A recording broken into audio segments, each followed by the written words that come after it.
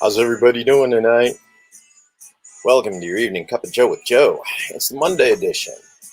So, go ahead, take a little time, take a look at my website. Go ahead, donate, help me keep this funded and running. Let me know how much you care about America and about Idaho.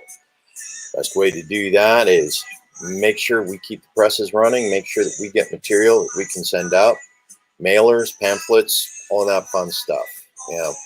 A lot of people out there in Idaho who vote who don't use electronic media like YouTube and Facebook, Twitch. Number of those organizations,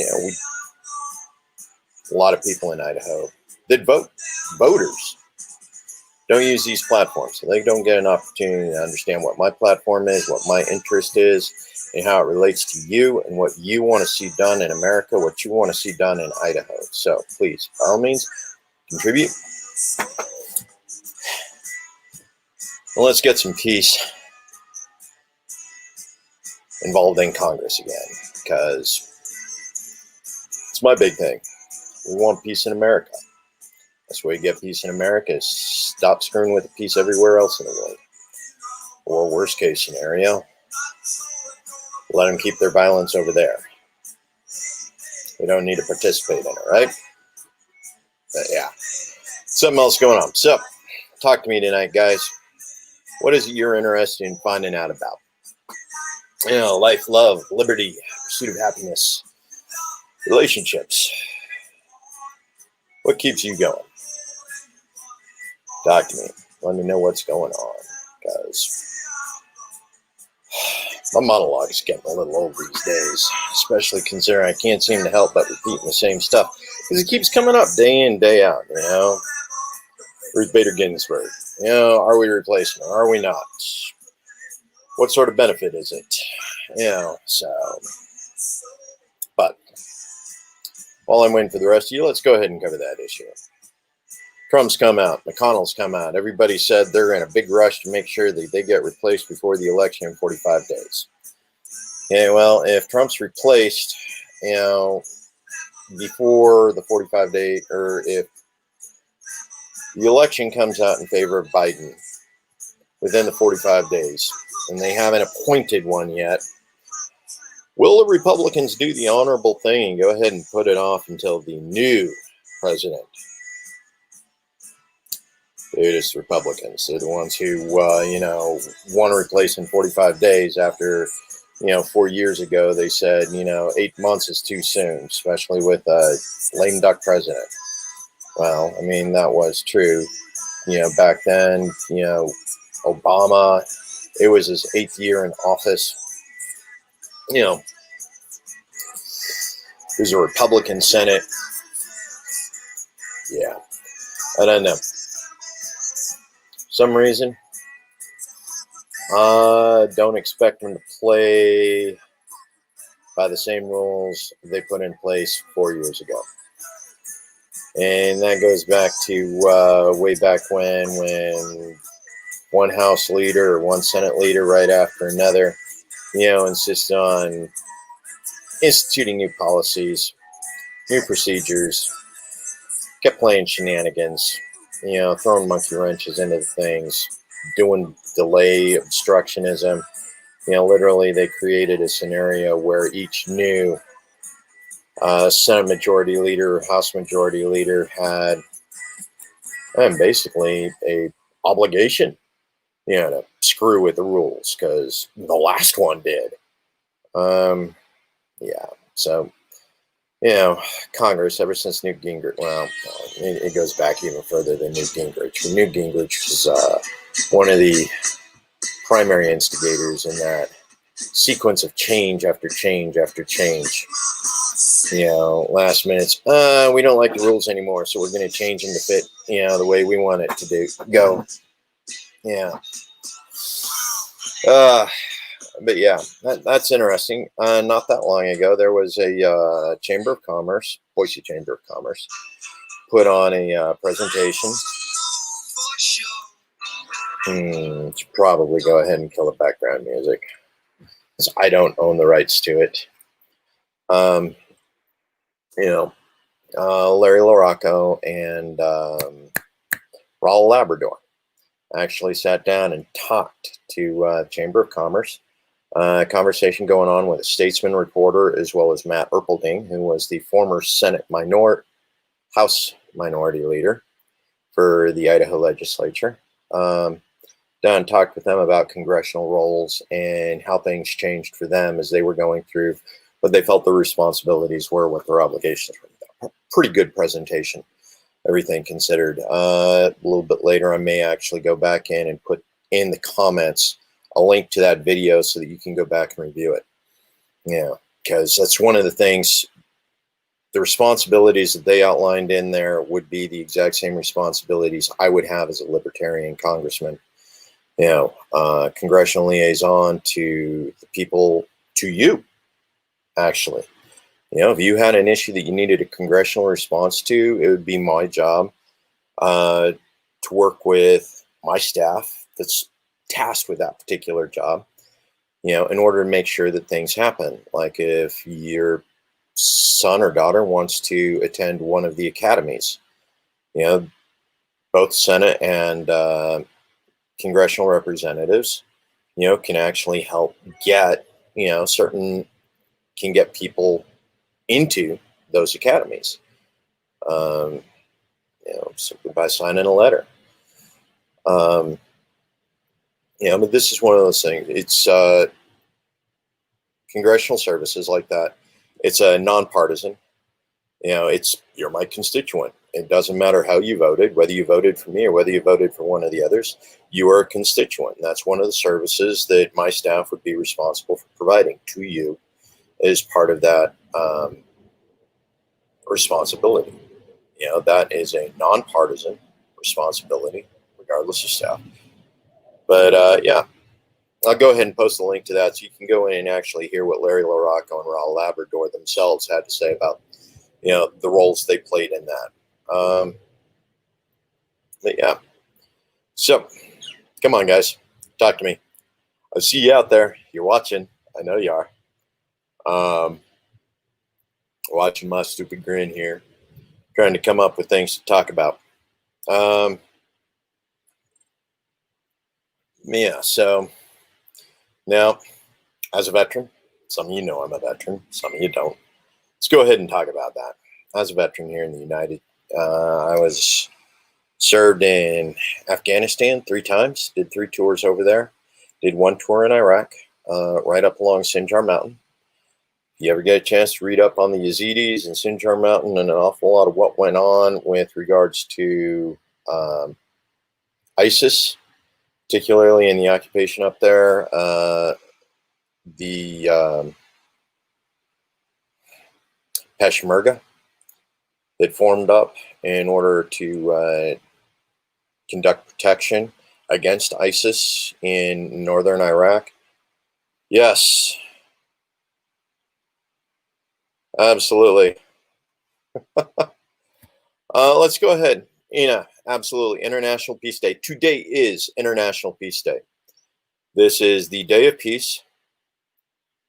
And some of you who were paying attention yesterday, you actually saw me read my story, my presentation, my reason for fighting for peace, you know, in the United States and globally, you know, in the way it affects the United States, the way it comes back to hurt us as American citizens.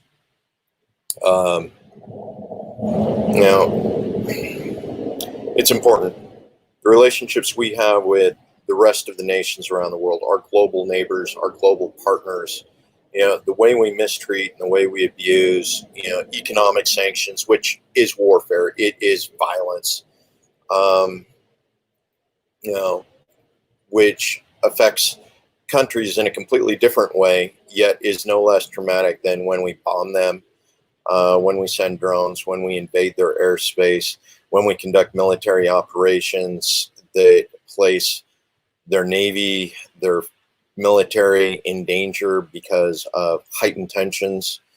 Now, if you remember my later evening post last night where I went through and listed out the 31 active federal states of emergency right now, Yeah, Belarus, sanctions against Iran. I mean, the sanctions against Iran go clear back to 1978, 1979. You know, it's the oldest standing national emergency that we have. It was issued by Carter.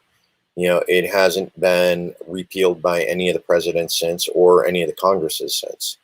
You know, more than 31 states of emergency, and most of these involve foreign nations, which we have exercised sanctions against, which we have exercised, you know, no-fly zones where we interfere with their economies, interfere with their environments, interfere with their politics. You know, CIA operations continue to interfere with them, destabilizing nations, destabilizing governments, you know, forcing these people to recreate their industries, their economies, rebuild their communities after we go in and conduct, you know, operations against. And we need to end it.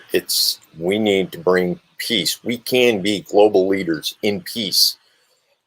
We have the strength. We have the willpower. We have the ability. All we need to do is replace people in Congress, you know, and we have the ability. Almost every one of our congressional leaders right now, every one of our Senate leaders, well, a third of them are replaceable. Everyone in Congress is replaceable. We can go in 100% clean sweep, you know, and absolutely, it is not a fringe issue. You know, as far as importance in the United States, we got the Forbes article that came out, Forbes Forbes, about the 8 things that Americans are still pursuing, they still believe in, they still want to try and achieve. Peace happens to be, I think it's number 5, isn't it, Nina? First, you have happiness. Then you got money. You got freedom. Just kind of liberty. I guess peace is 4. I'll have to go back, but it's definitely in the top 5. You know, so peace, it's not a fringe issue. Peace is something every American wants, you know, and we need to stop allowing the politicians to keep pushing it back. You know, yep, absolutely. Peace, number 4. Forbes, things Americans want. We want peace. It's number 4 on the list. You know, right behind liberty, right behind freedom, or, you know, happiness and freedom. Freedom's 3, happiness is number 1, money's number 2. You know, if we get peace, that goes a long way to taking care of the happiness issue. It goes a long way towards taking care of the liberty issue. We can stop sending troops over to, you know, instigate. Happiness, number 2, it's going to affect money in a big way. You know, it's currently costing us somewhere in the neighborhood of about $1 trillion a year. After you take into consideration emergency expenditures, the regular military budget, and then the, what is it they call it? The discretionary budget of the commander-in-chief. Once you take all of those into consideration, you know, we spend close to about $1 trillion a year on our military-industrial complex. You know, we just, by reducing our force projection, by bringing all of our soldiers and all of our service members back into the United States, you know, we cut our budget by close to half. You know, we no longer have to fund wars overseas. We no longer have to rebuild nations overseas. We're no longer throwing all of this good money after bad. We bring our troops home. The cost of our force projection goes down, you know, astronomically. We work on training our troops at home rather than sending them over to die in foreign lands. You know, that step towards peace, that change in our foreign policy, would cut congressional spending down $500 billion overnight. And we can still maintain the same size of military. We can still maintain the same quality of military. Matter of fact, we'll be able to improve our quality of military because we will have longer retention for our service members, simply because they won't crack under the pressure of deployment after deployment after deployment. They won't suffer because of divorce and family disruption every time they get deployed overseas. And of course, the media is complacent. Complicit. The media is complicit in the continuation of warfare around the world. How can we continue to maintain troops in 150 different nations if the media wasn't quiet about what it was we were doing over there? These days, most of those situations, there's a reporter embed in, yes, flies want to be nice. There's a reporter embed with absolutely every military deployment, and they get to be embedded. They get to do the real-time reporting, the real-time collection. They get to be filming everything as it happens. They're able to collect these stories. All they got to do is make sure the United States military looks good when they do it. That's the trade-off. Make the military look good. You're on the front line with every breaking story. Something goes wrong in Mogadishu.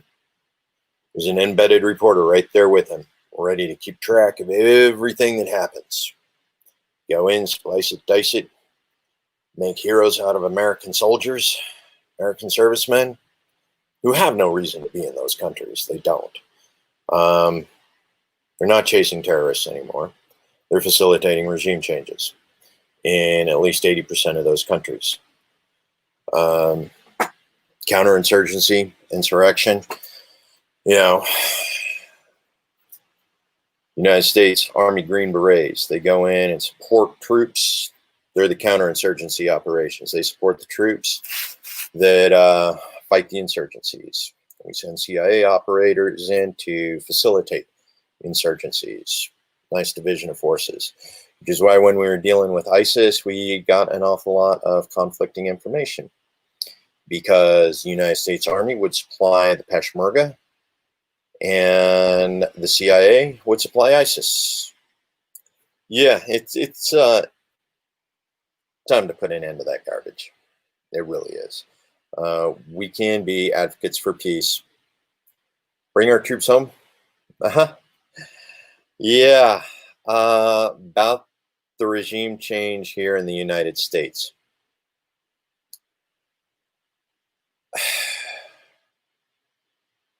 It's difficult. The reason why is because if we bring the troops home to the U.S., we have laws against using U.S. military troops to facilitate anything here in the United States. 100%. We have rules against that.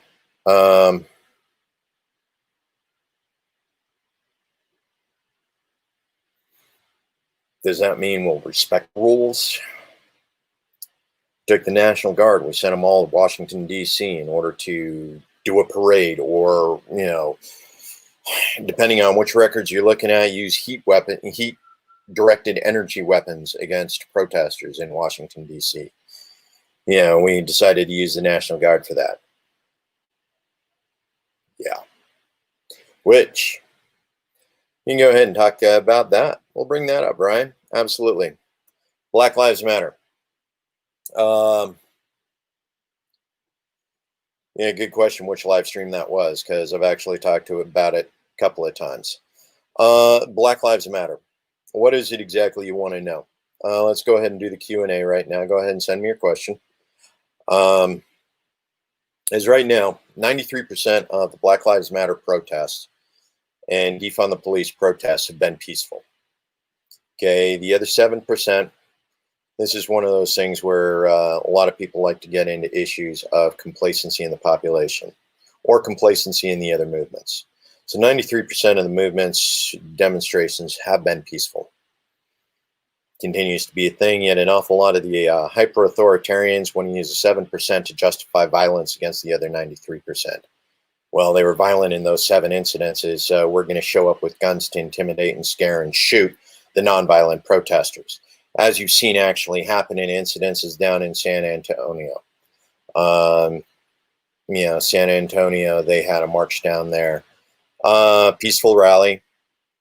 One of the protesters actually had an AK-47. He was wearing it, low ready. Wasn't actually a threat to anybody. Somebody came barreling into a protest at near increasing speed, behaving dangerously, was approached because he had knocked somebody over with his car before stopping. And when he was approached, he pulled out his firearm and shot the individual who was approaching him. Now, an awful lot of people are saying, well, Garrett deserved it. Awful lot of other people are saying, well, the driver was a right-wing. He's actually active duty military who was stationed up at Fort Bliss, I believe. Actually drove down 4 hours of driving in order to drive into that particular venue and shoot Garrett. Awful lot of people coming out in defense of him saying, well, Garrett deserved it. And if you drive 4 miles to shoot somebody, yeah, you were hunting. You're not innocent. I honestly hope they throw the book at him because his girlfriend is now without a fiance. And it's all because of his hyper-authoritarian right-wing views. But Black Lives Matter.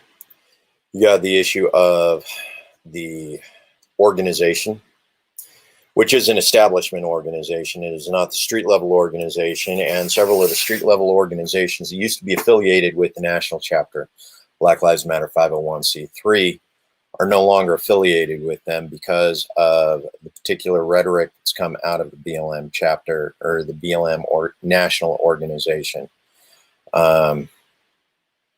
They continue to spout rhetoric that is both dangerous to local activists and doesn't actually match up with the activist view.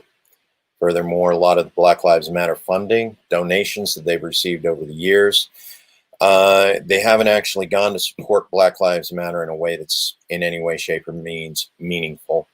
Most of their donations have turned around and gone straight into the Democratic National Committee coffers in an attempt to try and elect establishment politicians. Black Lives Matter organization is in no way, shape, or form supported by an awful lot of the street organizations, and definitely is not supported by the Libertarian Party or myself. It's an authoritarian organization. It contributes to the establishment. No good. Who are the key stakeholders? What's at stake? Well, the key stakeholders are actually Black lives. They're going to be your first major stakeholder. Reason why is because in areas and communities that are over-policed, which are usually because of systemic racism over the years, continue to exist in underserved, over-policed communities. Most of these are like boroughs in New York City, several of the other ghettos that are currently in the process of being gentrified. Oakland continues to have a real high black population that's over-policed and underrepresented. That's Oakland, California. But New York City, Flint, Michigan, it's one of those, it's odd because Kenosha, Wisconsin, is for the most part largely white. Most of the demonstrations that have turned violent, had very low black turnout. But what's at stake in a lot of those is continued over-policing of their communities. And that means that in places where you have cops that are trying to make quotas, those broken window communities where there are street dealers and others, you will continue to see an awful lot of officers continue to plant drugs. These are poor communities, so a lot of the defendants, despite the fact that drugs were planted, can't afford a viable defense. Public attorneys will go in, public defenders will go in, plead them down to a lesser crime, but they still have a record. And that affects their ability to be employed. If it goes on longer than that, and there's a second or third incident, you're looking at Joe Biden's 3 strikes law, in which case you end up with somebody doing a mandatory minimum, even for a minor even for a series of minor possession charges. Boom, 10 years mandatory minimum for 3 consecutive, misdemeanor possessions. And every one of those possessions could have been planted. So that's what you're looking at from those underserved community aspects. The other stakeholders are, of course, the police departments. If you're looking at going in with a defund the police department, that places an awful lot of the police at risk, because now they no longer have the backup, they no longer have the armor, they no longer have the resources to go in and police these communities once they've turned violent, because of the amount of time where they've gone in and continuously broken families up by placing fathers in difficult situations where they've had to plead out on drug charges. And now you have single mothers trying to raise children without fathers in these communities because dad's been arrested. And he's finally gone away to prison for 10 years because of the third time an officer who didn't like him planted drugs on him. So that's one of those things where you run into the issue of good cop, bad cop. You also run into what's at stake for the police and the defund the police movement. What's at stake for those underserved, over-policed communities continues to be a major problem. But the thing is when you step back, it's not just the Black Lives Matters, because there are an awful lot of other over-policed, underserved communities that are dealing with similar issues. One of the big problems used to be with the reservations here in the United States. Most of the reservations back in the 70s and 80s, because of the bias towards the indigenous people and the inherent poverty that was on the reservation, awful lot of individuals from the reservation would actually become homeless. They'd come back into town on the borders of the reservation. They'd proceed to get drunk and make a scene of themselves. This is long-standing trauma that's associated with the indigenous reservations as well, and the neighboring towns and the white population, because they were targeted. They'd be arrested, they'd be taken in by the police, taken in by the local sheriff, depending on the size of the community that they were found in, and they'd be sent back to the community. So the reservations continue to suffer this kind of underserved, over-policed environment where, we step back and we even take a look at the results here in Idaho. Indigenous and Hispanic populations represent 5 times their population in Idaho prisons. Not so much our Black community, and there's reasons for that. Won't necessarily go into it, but every time we've created these systemic policies where race becomes a deciding factor in what goes on in, the legal aspect. And this goes back to even New York, where, who was it? Giuliani, or no, it was Bloomberg. It was actually Mayor Bloomberg back when he was mayor. His stop and frisk policy was nearly entirely based upon color of an individual's skin. The over-policed communities, if an individual was dark enough, boom, it was a stop and frisk. That's one of the things. Bloomberg's stop and frisk policy was actually overturned by the United States Supreme Court because of profiling. Boom, done. But again, that goes back to the systemic policies. These were over-policed, underserved communities where the money was being pulled out of the communities and wasn't being reinvested into the communities. The money wasn't being distributed evenly throughout the city, despite the higher tax rates, despite the higher, so you have multiple families, multiple generations living in, the townhouses, I think, let's be honest, rent in New York is outrageously expensive. But yes, as far as key stakeholders go, you have the police on one side.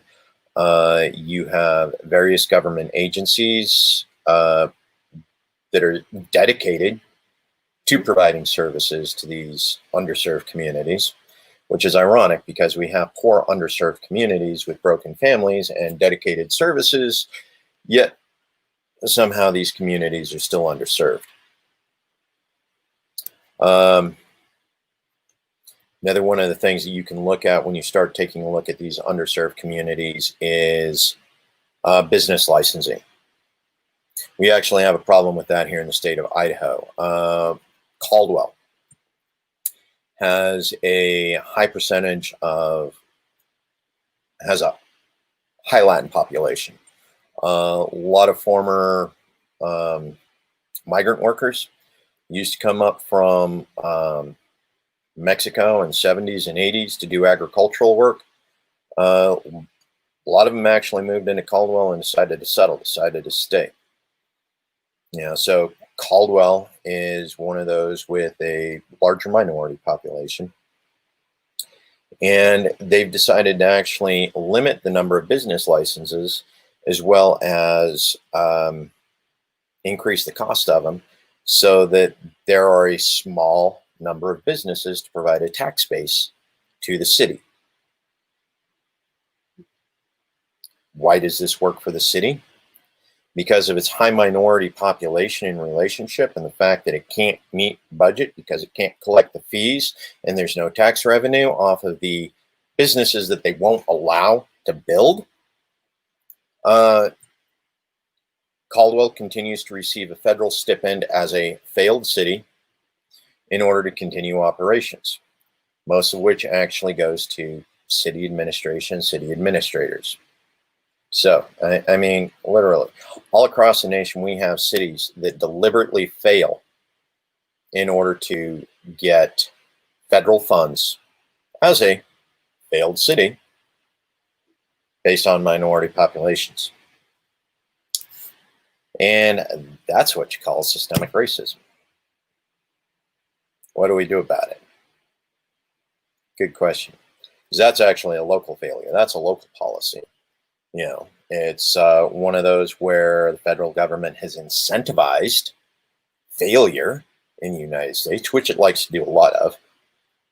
Viljo, if the police force can't reform to near perfection, where officers who abuse their power are held accountable and they don't have the power to ruin people's lives for victimless crimes, should we be forced to pay for it? What benefit do they provide to us, those of us who do not need or want their services? I see your picture there. That was, yeah, I remember you. Saw you out at the Idaho Falls rally. Love your piece there. Awesome. Oh yeah. I don't think the police force can ever be reformed to near perfection. But one of the things that's going to be interesting is when we go in and we actually reduce the responsibilities of the police force to just victim-based crimes, such as assault, murder, trafficking, kidnapping, robbery. The big things: don't hurt people, don't take their things, don't hurt their things, don't take people.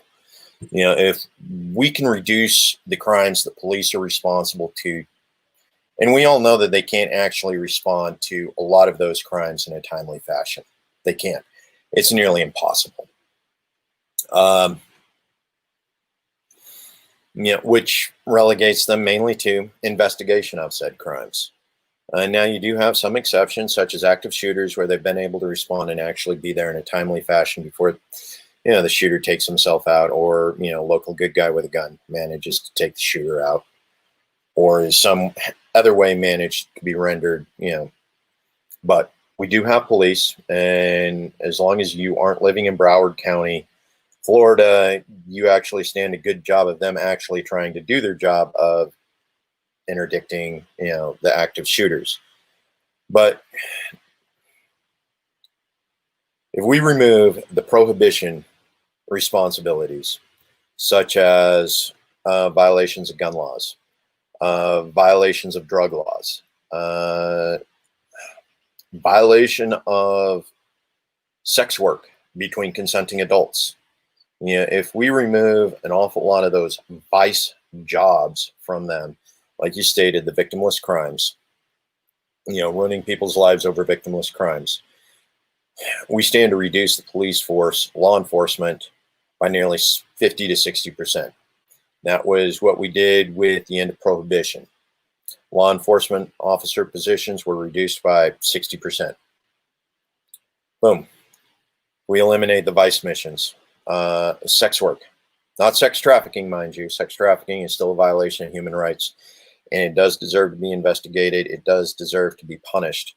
And, anything that legalizes sex work should still maintain the fact that sex trafficking, especially trafficking of minors, is a capital offense. But once we eliminate the vice squads, whether it's sex, whether it's drugs, whether it's guns, once we eliminate those, we reduce the number of police down to 60%. Even if we cut the funding by only a quarter, that still represents better training for the 50% of the police force left that's responsible for investigating human trafficking, investigating murder, as well as handling active shooter responses. No, that would be a win for the police force that's left. That said, Fraternal Order of Policemen, the police unions are very much against that. Why? 50% fewer paying into the union dues and the Fraternal Order of the Police dues. Which means that the Fraternal Order of Policemen and the police unions happen to be one of the biggest lobbyist organizations that we would be fighting in the process of eliminating, the victimless crime statutes all across the United States, particularly at the federal level. But if they're not doing the job, absolutely, why pay them? And that comes down to one of those situations where police union is a public union. As a public union, it has a responsibility to protect its police officers, but at the same time, it is a single point of contract with the city for any police agency or police organization. So when it comes to what do you do when the police union continues to protect bad policemen to the point where your law enforcement organization is no longer effective? If I were a libertarian, I'd fire the police union. Well, I am a libertarian. As a libertarian, if I were the mayor, I'd fire the police union that continued to saddle me with ineffective, inefficient, and bad cops. Move towards a system where all a police force works on an elected basis like sheriffs. Now, see, that's an interesting thing. If you reduce the crime statutes, an awful lot of the smaller cities, say smaller towns of under, 25,000, 50,000, somewhere around there, the county sheriff would just go ahead and take over those responsibilities in a lot of cases. And the city would just contract out with the sheriff to handle the law enforcement training for all the cities in the county. Whether they are deputized sheriffs that are operating within the city limits or whether or not the city, but that would be one of those things where the county sheriff would be responsible for law enforcement training, and it would be an elected position, just like a sheriff. Starts getting a little bit more problematic once you start getting into larger cities, somewhere in the neighborhood of 100 to 250,000 plus people, because that starts to tax the sheriff's available resources. And they have to divert more to the larger city regardless of the demographic that it supported. So like one of the things you're looking at with big cities, particularly capital cities. Boise's a capital city. It's got its own police force. But for the most part, we don't have a real poverty-stricken, broken window community within Boise, simply because the higher income in general, well, used to be higher income in relationship to cost of living. So and this is actually an area of contention right now between the defund the police movement, whether it's Black Lives Matter or any of the other organizations that have been supporting defund, including the Libertarian Party. Our chief of police for Boise City has decided that they need to go ahead and increase the number of officers, to accommodate some of the requests of some of the communities. Screwy thing is some of the communities are requesting more police officers because they actually want traffic monitoring, because people are driving 50 and a 25 through, these local neighborhoods and local communities, and people like their kids to be safe. They don't like, these people driving unreasonable speeds through very small housing communities where children like to play quite often in the street. But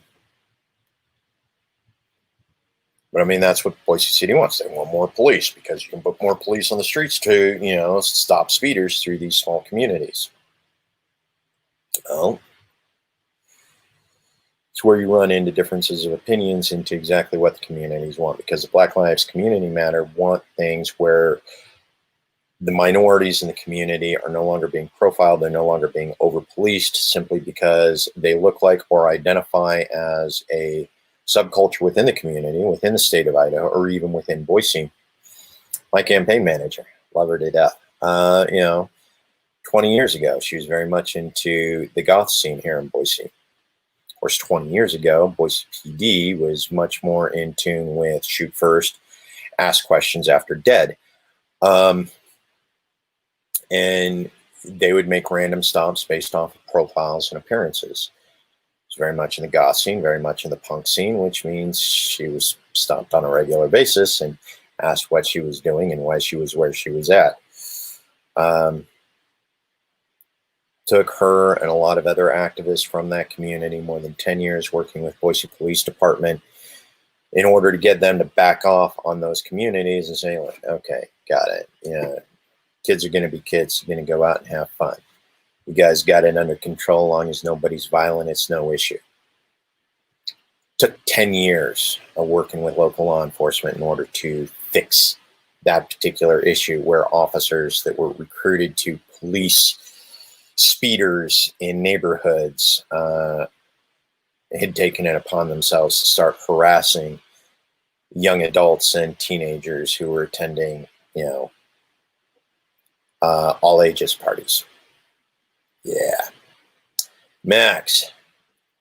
Dealing with tremendous inequities handed down generationally to not only our Native and Black brothers and sisters, also the Hispanic, Asian, and various other peoples who were not just explored, but literally murdered, enslaved.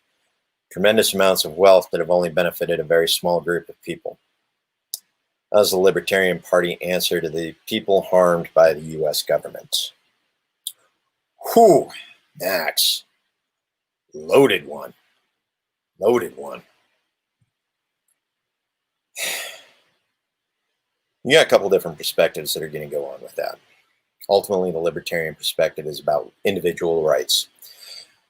The individual is the smallest minority. And what that means is that we get government out of the way of those underserved communities so that they can continue to prosper on their own. We don't reach out with that polluted handout. We actually get out of their way so that they can help themselves and they can rebuild their communities.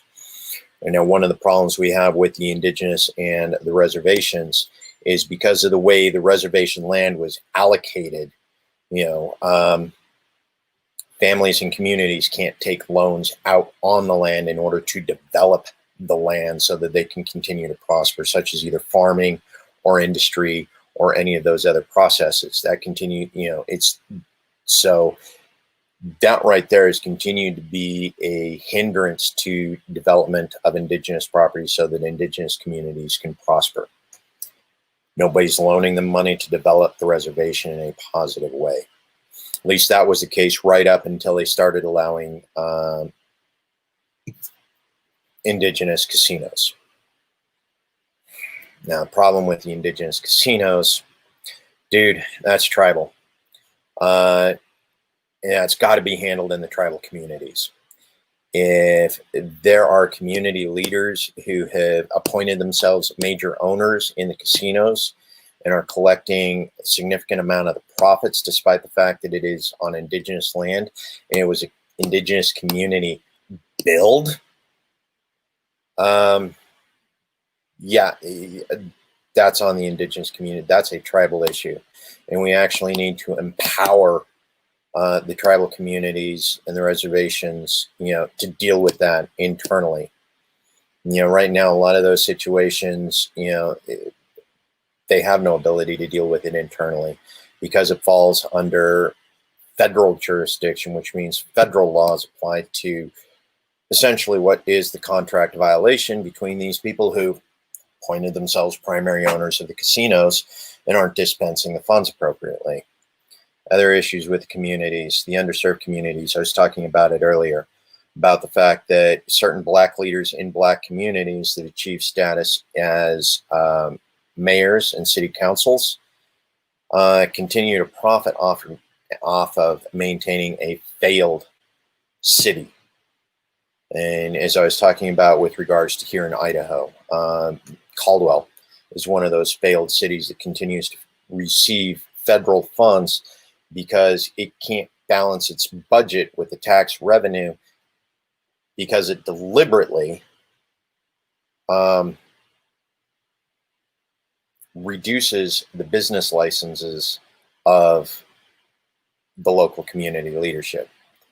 This is particularly interesting when they go in, and they will be a failed state. I can't remember whether it was Nampa or Caldwell who did this, but when you invite Amazon to set up a distribution center in your community, and then you tell them they're tax-free for 10 years, and you don't have any other businesses that are contributing to the tax base because you deliberately overprice business licenses and you limit the number of available business licenses.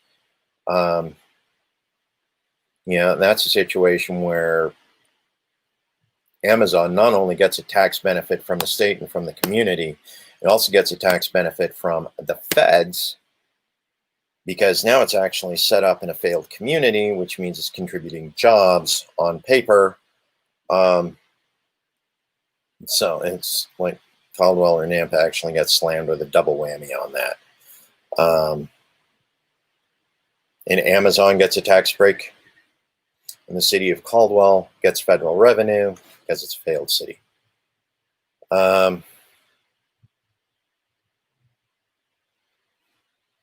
Absolutely, Ina. The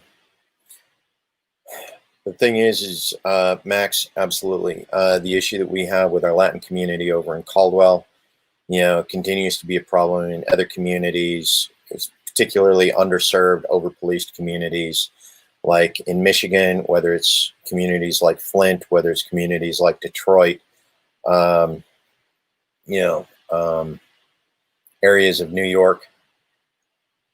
Literally, the best thing we can do is get libertarians into office and free up those resources so that, they don't have to maintain these unregistered businesses as a side hustle in order to get ahead. They'll actually be able to register their businesses. They'll be able to advertise their businesses, and they won't have to worry about police showing up, doing random inspections to see whether or not they're running an illegal business in their homes, which is fairly commonplace in New York, which is, yeah. Now, the idea is at the city level, we eliminate business licensing so that entrepreneurs can actually start achieving. Communities like the reservations, we get out of their way and allow them to actually start reinvesting into other options so that the reservations can be turned into productive land rather than just the desert they've been in. Yeah. Thing is there is no way we're ever going to be able to find one answer that actually addresses the total failure of what's happened to our indigenous and black communities across the United States. But first and foremost is get out of their way and stop giving them toxic handouts. Yeah. I know that's not necessarily the preferred way an awful lot of the social justice warriors want to do. They want to go in, they want to help, they want to throw money at a problem. Problem is every time we've thrown money at one of those problems, it's come with toxic attachments. When we give them an opportunity, you know, we'll give you this if you'll stop doing that. Well, it comes with an attachment. It comes with a toxic attachment.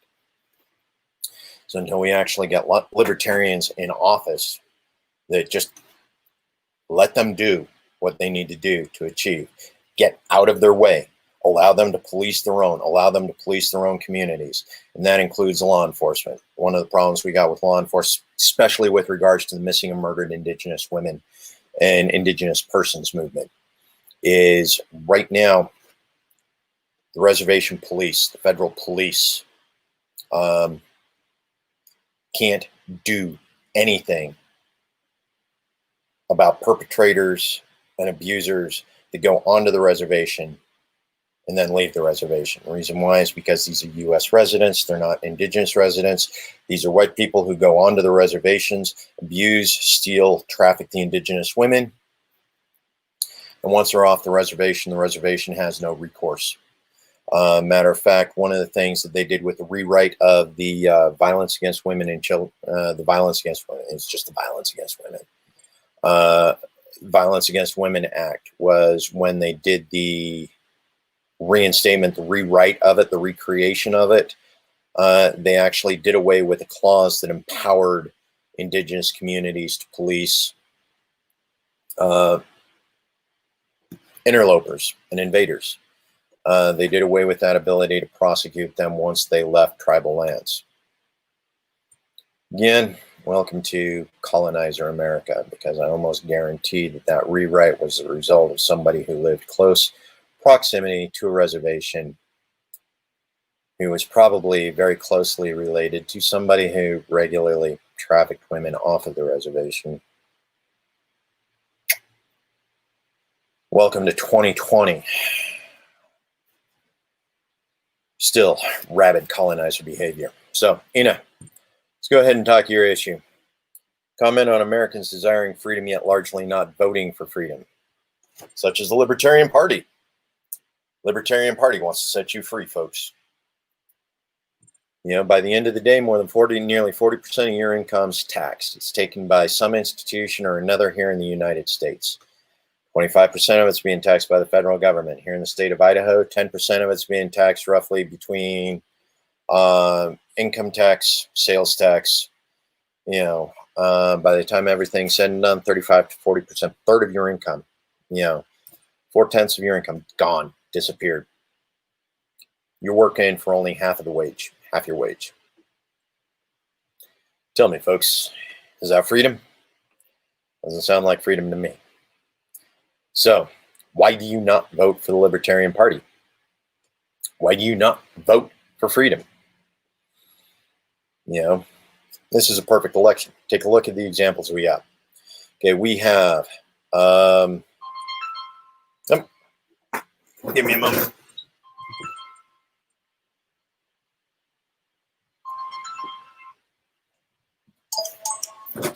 Okay, we have two presidential candidates right now. We have, well, of course, we have the incumbent. We have Donald Trump. Now, Donald Trump has had a nasty problem of coming out with rather loudmouth assessments along the lines of take the guns first, due process second. Well, it's not the way the American Constitution works. Everybody gets due process. The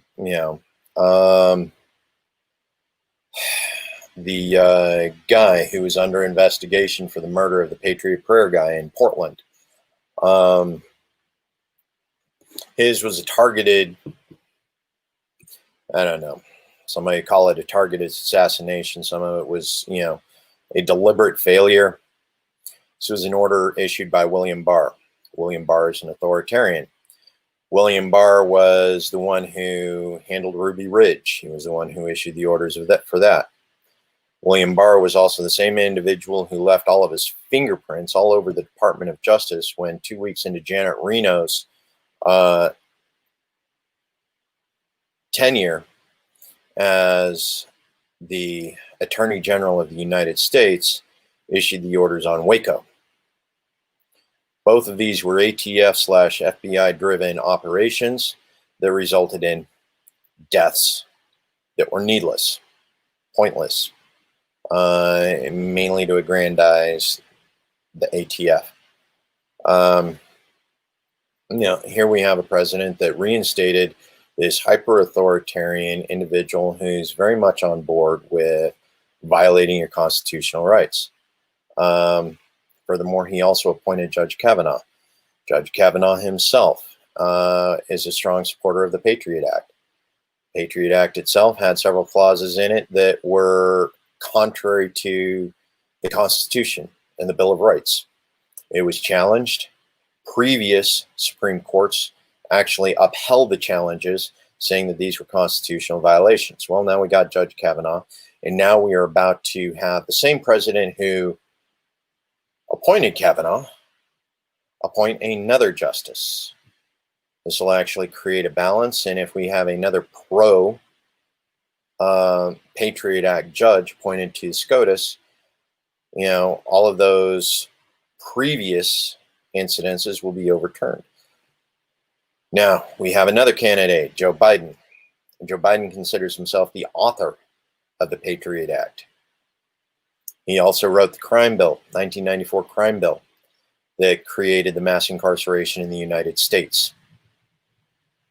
Joe Biden also is an extremely authoritarian political figure. Literally, we have two choices right now in the main parties that are essentially identical when it comes to their preference for authoritarian executive office. And you have an option of liberty. You'd vote George Jorgensen. Joe Jorgensen and a down ticket that would support it would repeal the Patriot Act. Joe Jorgensen and an appropriately supportive Congress would decriminalize victimless crimes. Literally, you have an opportunity to vote for freedom. So why aren't you voting for freedom?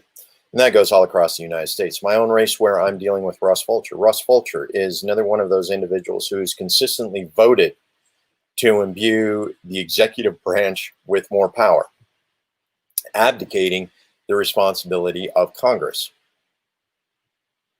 Why? He doesn't have to live, he lives well. He's not poor America. He's not the part of America that's going to be hyper exploited by an extremely authoritarian office that has the benefit of both the 1994 crime bill and the Patriot Act backing it. And right now, the only thing preventing you from being declared an enemy of the state is AG Barr doesn't know who you are yet. Why would you continue to vote for that? And I think part of it is fear. The United States shovels propaganda down our throat every day, telling us about all the things we need to be scared of. We need to be scared of our neighbor. We need to be scared of our brown neighbor. We need to be scared of our black neighbor. We need to be scared of our white neighbor. And we're actually at that point right now. White separatism, white supremacy, the number of individuals who threaten us because we support, Black Lives Matter.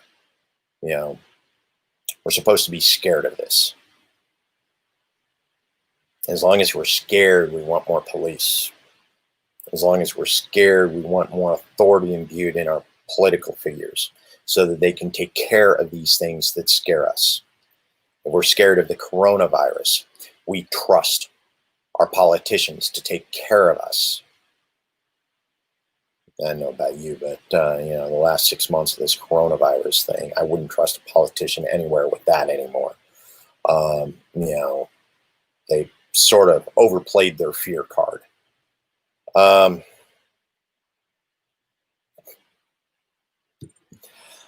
Okay. Get back to that in a moment. And that'll be my last question for the night.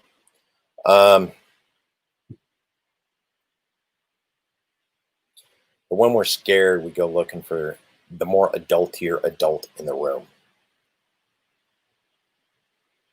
We look for somebody with more experience, with more knowledge, with more calm, with a greater understanding of what it is we fear. When we're scared, we don't think straight. Somebody's willing to play that role of the adultier adult in the room when we start panicking and going, I need somebody who knows more than I do. We're willing to take them at their word. We're willing to trust them.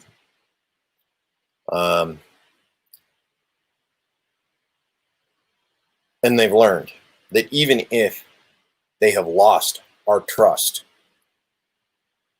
if they scare us bad enough, we'll go running back to them.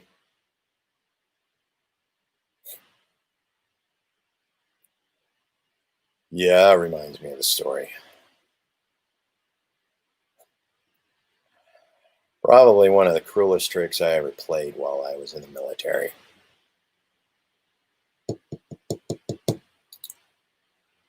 We had a young specialist. She was scared of electricity. She always had to have somebody else plug in the equipment, as if she got too close to the outlet, she was scared it was going to shock her. We also had a lieutenant that this specialist absolutely hated.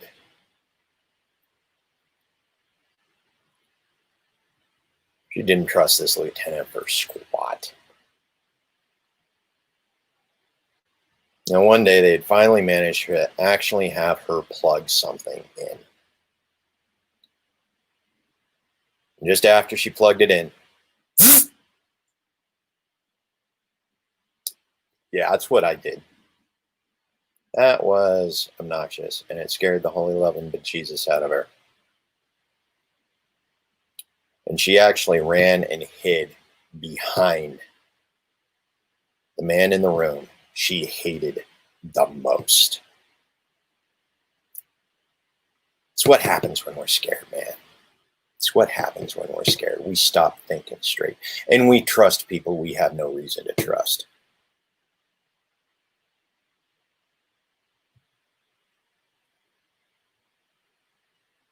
Stop being scared. Think for yourself. We got options. But some of those options require you to be brave. They require you to take your own power back. So, go ahead, Bill Joe. Wasting your vote. There is no wasting your vote. Only vote you waste is if you don't vote your conscience. A vote should be an endorsement. It shouldn't be a bet. It shouldn't be a challenge. It shouldn't be a wager. Your vote should be an endorsement of the policies you believe in.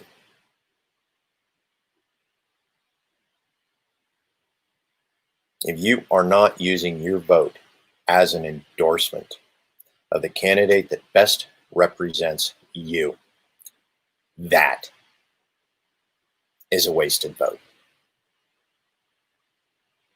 This is the infamous socialist Eugene Debs said, I'd rather vote for something I want and not get it than vote for something I don't want and do get it.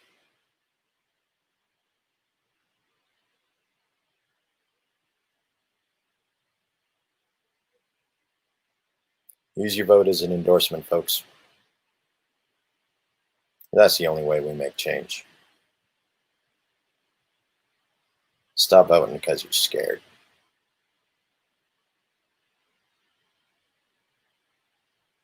In the meantime,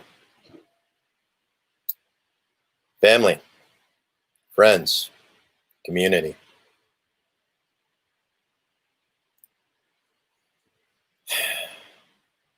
Those in a healthy dose of compassion makes the world a beautiful place. Catch you later.